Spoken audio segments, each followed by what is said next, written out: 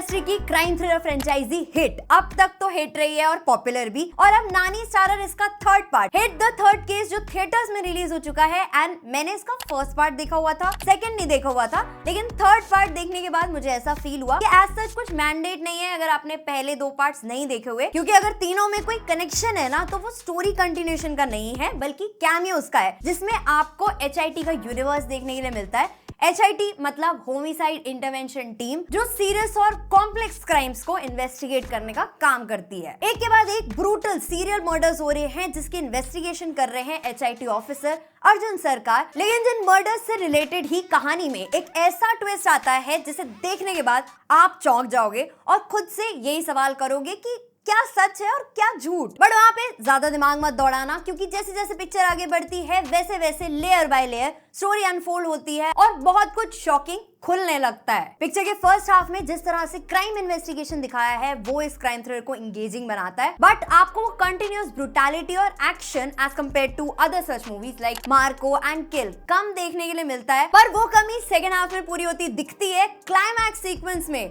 तो नानी आपको लिटरली खून में नहाए हुए मिलते हैं। और अगर आपने पिक्चर का पोस्टर देखा है या ट्रेलर देखा है तो नानी एक व्हाइट कोट में नजर आ रहे हैं, और जब वो पिक्चर में वो व्हाइट कोट पहन के आते हैं ना तो मुझे ऐसा फील हुआ कि अब तो यहाँ पे स्क्विड गेम स्टार्ट होगा, क्योंकि किसी के हाथ कट रहे हैं, किसके पैर कट रहे हैं, इतना ब्रूटल दिखा देते हैं कि एक बार को तो मन किया कि अपनी आंखें ही कवर कर लूं। और इसी ब्रूटैलिटी की वजह से पिक्चर A रेटेड है। पिक्चर में कोई न्यूडिटी नहीं है, लेकिन कुछ डायलॉग्स हैं जिसके कुछ वर्ड्स भी म्यूटेड है।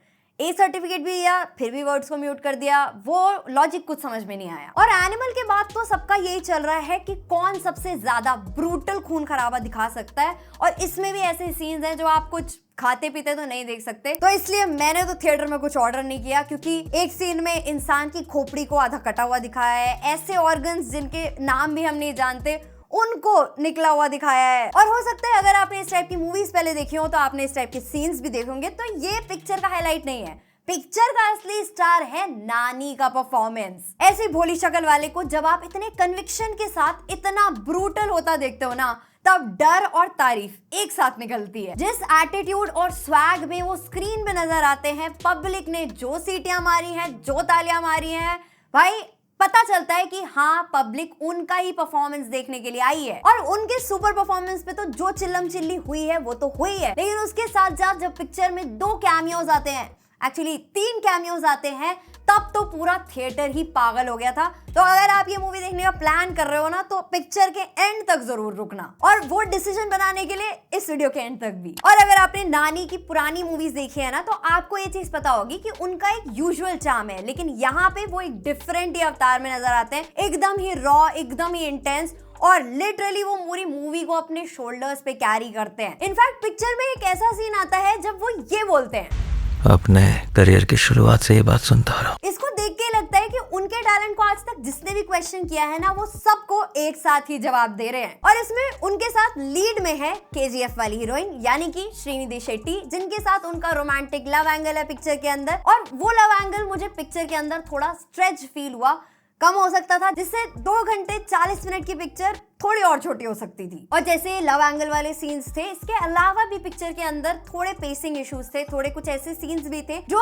ना डालते तो पिक्चर और फोकस्ड और शार्प निकल के आती। और जो इस पिक्चर में विलन है प्रतीक बब्बर, उनके लिए मुझे ऐसा ही लगा कि भाई इसको तो स्टीरियोटाइप कर दिया गया है कि हाँ अगर इस टाइप का विलन चाहिए तो यही है राइट चॉइस। पर मुझे ऐसा फील हुआ कि वो ज्यादा ही मेलोड्रामेटिक हो रहे थे पिक्चर के अंदर, थोड़ा सा ड्रामा कम किया जा सकता था और उनकी जगह किसी और कन्विंसिंग विलन को लिया जा सकता था, जिसे देख के सच में ऐसा फील होता कि हाँ ये टक्कर का विलन है। और जो पिक्चर में ब्रूटैलिटी और गोरी एलिमेंट्स हैं वो तो काफी सही से प्लेस्ड हैं, लेकिन आई स्टिल फेल्ट कि जो एक्शन सीक्वेंसेस थे, जो hand to hand combat scenes थे, वो थोड़े और बेटर कोरियोग्राफ हो सकते थे। और जो उनके साथ बैकग्राउंड म्यूजिक भी था वो भी थोड़ा और बेटर हो सकता था, क्योंकि बैकग्राउंड म्यूजिक से किसी भी सीन का लेवल काफी हद तक एलिवेट हो जाता है। तो यहाँ पे वो थोड़े से माइनर फ्लॉज लगते हैं, लेकिन इन सारे फ्लॉज का भार नानी खुद सोलली अपने परफॉर्मेंस पे उठा के लेके जाते हैं और पिक्चर में आपको वो मजा देते हैं जो उन्होंने एक्चुअल में कमिट किया था। पूरा यकीन है कि आप बहुत एंजॉय करोगे थिएटर में। अगर ऐसा नहीं हुआ तो अगले बार से